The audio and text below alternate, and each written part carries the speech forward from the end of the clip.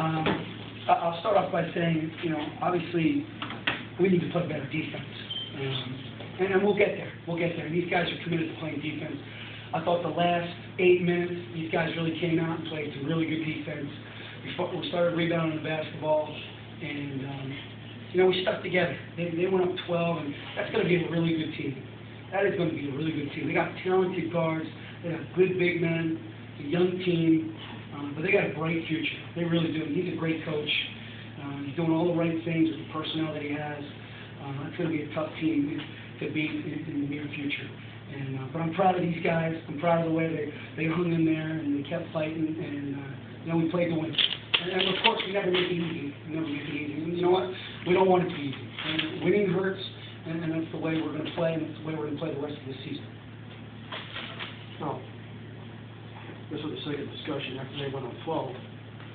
The BU came back with a 27-6 run. This doesn't happen because the guys are good looking. Yeah. That's your defensive rebounding. Yeah, we tried to switch up defenses throughout the game to keep them off balance because the guards are very quick and very talented, and it wasn't successful. As a coach, sometimes you got to swallow your ego and swallow what you worked on for 10 days and go back to what your roots are and what your foundation is, and that's what we did, and these guys did a good job.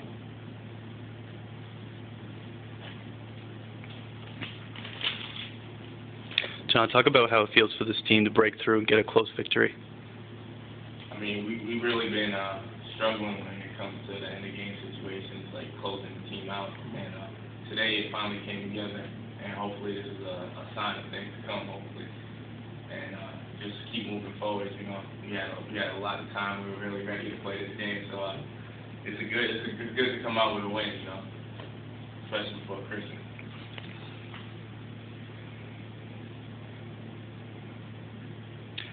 How about either you guys, Darryl or John, your feelings on Jeff coming out, playing his first game tonight? How do you think he looked? Did that energize the team at all, coming out?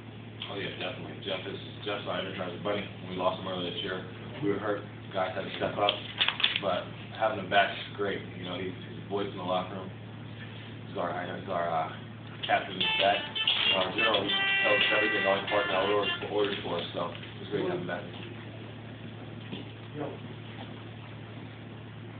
Darryl, how does this game compare to the Cornell game for you? Well, my teammates found me a lot, so that's all to my teammates. We had a week before practice. A week with 2 days pretty much, so we had a lot of practice time in, and just not having practice hurts like many teams around the country. But we just focused, I kept grinding, and just got ready for this game, and we came out really prepared to play. It was an up and down game, but we fought hard. Okay, that's it. I missed at least one ice. That question right there. Thanks. Anything else for the players? All right, Darryl. So that's tomorrow morning. 9 a.m. No problem.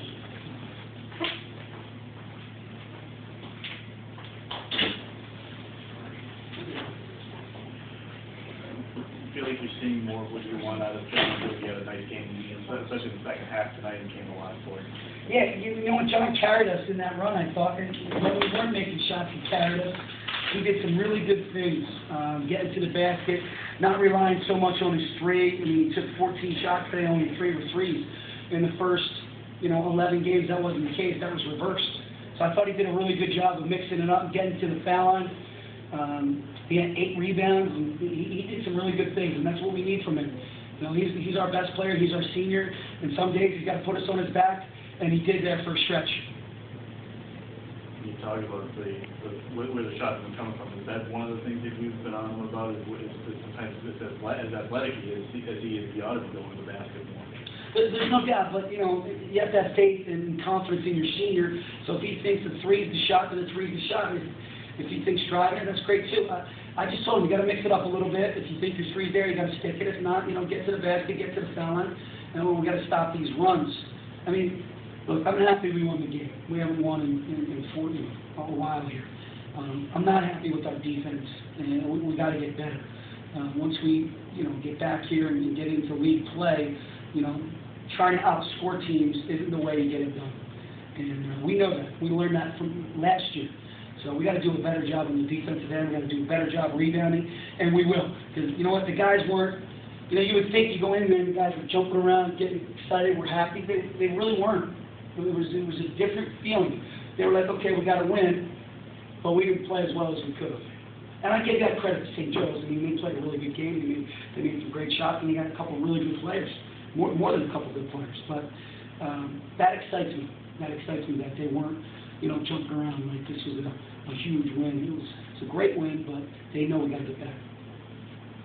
Coach, how about Pelage coming out for 10 minutes only, you know, had some foul trouble, but still being, you know, 3 rebounds shy from leading all rebounders? Incredible. Yeah. Incredible, isn't it? You know, we sorely missed that.